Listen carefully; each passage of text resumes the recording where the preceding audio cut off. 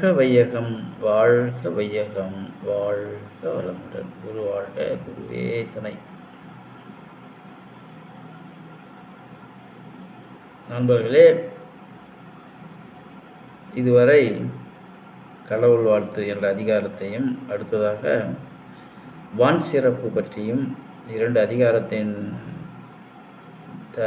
முறையாக திருவள்ளுவர் கூறிய அந்த வான் சிறப்பு பற்றியும், இறைநிலை பற்றியும் தெளிவாக ஆராய்ச்சி செய்து அதனுடைய தெளிவுரைகளை பார்த்தோம். அடுத்ததாக தவம் என்ற அதிகாரம், 27வது அதிகாரம் தவம். தவம் என்பது என்ன? தவம் என்றால் என்ன? இப்போது தவம் என்ற வார்த்தைக்கு என்ன அர்த்தம்?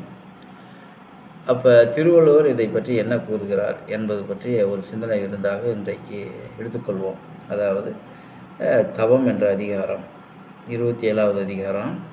அப்போ தவம் என்றால் என்ன?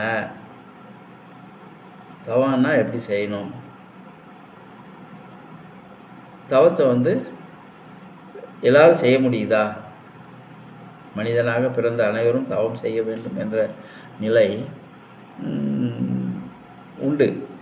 ஆனால் எத்தனை பேர் இதை செய்கிறாங்க? எத்தனை பேர் இந்த நிலைக்கு வராங்க? இதுக்கு அப்போ வராததுக்கு என்ன காரணம் அப்படின்றத பற்றி தான் தவத்தில் அந்த 10வது குறளிலே அதனுடைய கருத்தோட்டத்தை பார்ப்போம். என்ன செய்கிறா நம்ம திருவள்ளுவர் என்ன சொல்கிறாரு, என்ன செய்கிறாரு, அப்போ அது தவம்னா அதுக்கு என்ன ஒரு கருத்தோட்டத்தை நம்மளுக்கு தராரு அப்படின்றத பார்ப்போம். அதாவது 10வது குறள், இலர் பலராகிய காரணம். இலர் பலராகிய காரணம், நோற்பார் சிலர் பலர் நோலாதவர். இலர் பலராகிய காரணம், நோற்பார் சிலர் பலர் நோலாதவர். எல்லாரும் தவம் செய்யணும் அப்படின்ற எண்ணம் வரணும் அப்படின்னா இதுக்கு முக்கியமாக என்ன காரணம் அப்படின்னா, நம்மளுடைய அந்த இறைநிலையை உணரணும் அப்படின்னா முதல்ல நம்மளுடைய வினைப்பதிவுகள் சரியாக இருக்கணும். வினைப்பதிவுகள்னால் முன்னோர்களுடைய சஞ்சித கர்மா. அதாவது இந்த தவத்தை செய்யணும் அப்படின்ற எண்ணமே முன் வினைப்பதிவுகளாக நமக்கு இருக்கணும். நமக்கு முன்னவங்க, அதாவது அப்பா அம்மா வழியில், இல்லை தாத்தா பாட்டி வழியில், அதுக்கு முன்ன தாத்தா பாட்டி வழியில், இந்த மாதிரி யாராவது நம்மளுடைய சந்ததிகள் இந்த தவ கலையை கற்க வேண்டும் என்ற எண்ணம் பதித்திருக்க வேண்டும். அதாவது அந்த உயிராற்றலிலே இந்த நிலைக்கு நாம் வர வேண்டும் என்ற எண்ணம் விதைத்திருக்க வேண்டும். அதாவது முதல்ல விதை போட்டால் தான் அது பயிராக வரும், வளர்ந்து பலனை தரும் அப்படின்ற ஒரு கணக்கில் நம்ம முன்னாளுங்க இந்த தவக்கலையை நாம் இதை பயில வேண்டும் என்ற ஒரு விதையை அவங்க வச்சிருக்கணும். அப்போ தான் நாம் அந்த தவத்துக்கு வரணுன்ற எண்ணமே வரும். அதாவது இப்போ ஒரு மன்றம் இருக்குதுன்னு வச்சுக்கோங்க, இங்கே ஒரு மனவளக்கலை மன்றம் இருக்குது வச்சுக்கோங்க. இதை சுற்றி எத்தனை ஊர் இருக்கும்? ஒரு 20, 30, 40 ஊர் இருக்குன்னு வச்சுக்கோங்க. இப்போ பாலக்கோடு தவமையம் இருக்குது. இப்போ நாங்கள் இருக்கிற பாலக்கோடு தவ மையத்தில் குறைந்த 20, 30 ஊர் இருக்கும். ஆனால் அந்த ஊரில் எத்தனை மக்கள் தொகை இருப்பாங்க? ஒரு பல லட்சம் மக்கள் தொகையில் டோட்டலாக இருப்பாங்க. ஆனால் இந்த மனவளக்கலை மன்றத்திலே இணைய வேண்டும் என்ற எண்ணம் ஒரு 100 பேருக்கு இருக்குதுன்னு வச்சுக்கோங்க.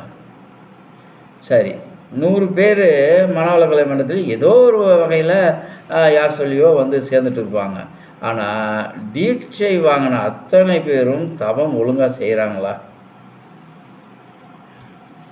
அப்படின்னு பார்த்தீங்கன்னா அதில் ஒருத்தர் 2 பேர் தான் அந்த தவக்கலையை அதுவும் முறையாக வந்துட்டாங்கன்னா அவங்க இறைநிலை உணர்வு வந்துடும். அவங்களுக்கு எல்லாரும் அவங்க இறைநிலை உணர்வை பற்றி எல்லாம் சொல்லி அவங்க எல்லாரையும் சேர்த்திடுவாங்க. ஆனால் ஒருத்தர் விரல் நீட்டி நம்ம சொல்கிற அளவுக்கு ஒருத்தர் கூட அந்த தவக்கலையில் மேலோங்கி அந்த முழுமையாக அந்த தவத்தை கற்கக்கூடிய நிலையில் இருக்காங்களா அப்படின்னு பார்த்தீங்கன்னா கண்டிப்பாக சொல்ல முடியாது. அந்த அளவிலே இருக்குது. இதுக்கு என்ன காரணம்? திருவள்ளுவர் சொல்கிறார், இலர் பலராகிய காரணம். இத்தனை பேர் இருந்தும் ஒரு சிலர் தான் இதுக்கு வராங்களே, இதுக்கு என்ன காரணம்? நோற்பார் சிலர் பலர் நோலாதவர். யாரோ ஒரு சிலர் வருவாங்க, சரி தவம் இருக்குன்னு நினைக்கவங்க, நினப்பு வரும். நினப்பு வந்தாலும் அதை செய்யாதவங்க. இப்போ தீட்சை வாங்கிட்டோம், வந்து தீட்சை கொடுத்துட்டோம். இப்போ ஒரு 10 அன்பர்களுக்கு இங்கே மண்டலத்தில் தீட்சை கொடுத்துருன்னு வச்சுக்கோங்க. சரி 10 பேரும் தீட்சை வாங்கிட்டு அதுக்கு பின்னாடி ஆக்னியிலிருந்து திரும்ப சாந்தியிலிருந்து ஆக்னை துரியாதீனம் இப்படி ஏற்றணும், ஒரு முறை தான். ஆனால் அந்த நிலைக்கு ஆக்னை வாங்கிட்டு சாந்திக்கு கூட வராத சிலர் இருக்காங்க. அவங்கள தேடி பிடிச்சி அவங்களுக்கு சாந்தி கொடுக்கணும். அந்த மாதிரியான சூழ்நிலையில் இப்போ தீட்சை வாங்கிக்கினாலும் கூட அந்த நிலைக்கு வராத காரணம் என்ன? அதாவது அவங்களுடைய முன்னிலை பதிவுகள், காட்டானை மேலேறி கடைத்தெருவி போகையிலே நாட்டாமை எனை மறைத்து நகை புரிய கண்டேனே, நாட்டாமை எனை மறைத்து நகை புரிய கண்டாலும் காட்டானை கண்குளிர பார்க்காமல் விடுவேணும் கண்ணம்மா அப்படின்னு யாரோ ஒரு சித்தர் பாடினாருன்னு வச்சுக்கோங்க. அந்த முறையில் அந்த பிடிவாத குணம் வச்சு இந்த கலையை கற்றுக்கணும் அப்படின்ற எண்ணம் பார்த்திங்கன்னா அந்த வராத காரணம் என்ன? அந்த பதிவுகள் அவங்கள தடுக்கும். அதுக்கு முன்னோர்கள் எவ்வளோ தவறுகள் பல கோணத்தில் இருந்திருப்பாங்க. அப்போ அதெல்லாம் கழிக்கணும், அப்போ தான் இதுக்கு வர முடியும். அப்படின்னா நமக்குள்ளே இருக்கிற சஞ்சித கர்மம் நம்மளை விடாது. இவ்வளோ பெரிய பாவப்பதிவுகள்லாம் சமந்து வச்சுக்கின்னு அப்போ தப்பிச்சிக்கலான்னு பார்க்குறியா நீ அப்படின்னு அது கணக்கு போடும். நாம் என்ன கணக்கு போடணும்? உன்னை எல்லாம் கொண்டு போய் இடத்துல சேர்த்து உன்னை கழிக்கிறேன் பாரு அப்படின்னு வைராக்கியமாக நிற்கணும். அப்போ தான் அந்த தவக்கலை நமக்கு ஒட்டும். இல்லைன்னு வச்சுக்கோங்க, அந்த சஞ்சித கர்மம் நம்மளை ஜெயிச்சிடும். அதை நாம் ஜெயிக்கணும் அப்படின்னா விடாமுயற்சி இந்த தவத்தில் வேணும். விடாமுயற்சியோடு இந்த செயலை செஞ்சால் தான் நம்மளுடைய முன்வினை பதிவுகள் தீரும். அப்போ நாமளும் சில விஷயத்தை நம்ம கற்றுக்கணும். அப்போ இந்த தவத்தால் என்னென்ன பலன் நமக்கு கிடைக்குது அப்படின்றத நம்ம முன்னோர்கள் சொல்லியிருக்கிறாங்க. அதனால் விடாத செய்யணும் அப்படின்ற எண்ணத்தில் ஒரு சிலர் மட்டும் வராங்க. அதுக்கு என்ன காரணம்? அப்போ இந்த தவக்கலையை பயிலணும் அப்படின்னா 9 குறளை நம்மளுக்கு விளக்கம் சொல்கிறார். யார்? திருவள்ளுவர். இந்த மாதிரி இருந்தால் தான் இந்த தவம் உனக்கு ஒட்டும், இல்லைன்னா ஒட்டாதுப்பா. நீ என்னதான் நீ தவம் இருக்கணும்னு நினச்சாலும் கூட இந்த தவம் உனக்கு ஒட்டாது. இதுக்கு ஒட்டாததுக்கு காரணம் என்ன? இப்போ ஒட்டுறதுக்கு என்ன காரணம்? அப்போ ஒட்டுறதுக்கு என்ன செய்யணும் அப்படின்றத நம்ம 9 குறளில் திருவள்ளுவர் தவம் என்ற அதிகாரத்தை கொடுத்து அடியில் நீ எல்லாரும் இந்த தவம் செய்யணும்னு நினச்சாலும் தவம் செய்ய முடியலையே, எத்தனை பேர் இந்த தவத்துக்கு வராங்க, எத்தனை பேர் வராது போகிறாங்க, இதுக்கு எல்லாம் என்ன காரணம்? எத்தனை ஆயிரம் பேர் பூமியில் வாழ்ந்தாலும் கூட, எத்தனையோ கோடிக்கணக்கான ஜனங்க வாழ்ந்தாலும் கூட இந்த தவக்கலையை பயில்வதற்கு ஒரு சிலரே வராங்களே, இதுக்கு என்ன காரணம்? இந்த காரணத்துக்கு என்னென்ன மாதிரியான முறையில் இது காரணமாக இருக்காங்க அப்படின்றது தான் 9 குறள் நம்மளுக்கு விளக்குறாரு. இந்த காரணத்தினால தான் இது வரல, இந்த நிலைக்கு வரல, இந்த தவத்துக்கு வரல அப்படின்றத நமக்கு தெளிவாக கொடுக்குறாரு. அதனால் ஒவ்வொரு குறளையும் இனிமேல் அவர்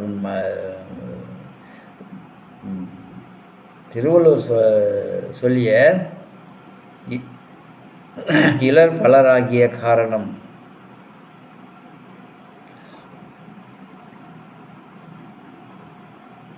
நோற்பார் சிலர் பலர் நோலாதவர் அப்படின்னா இப்போ இதுக்கெல்லாம் ஒரு சிலர் வராததுக்கு காரணம் என்ன என்பதை 9 குறளில் தெளிவுபடுத்துகிறாரு.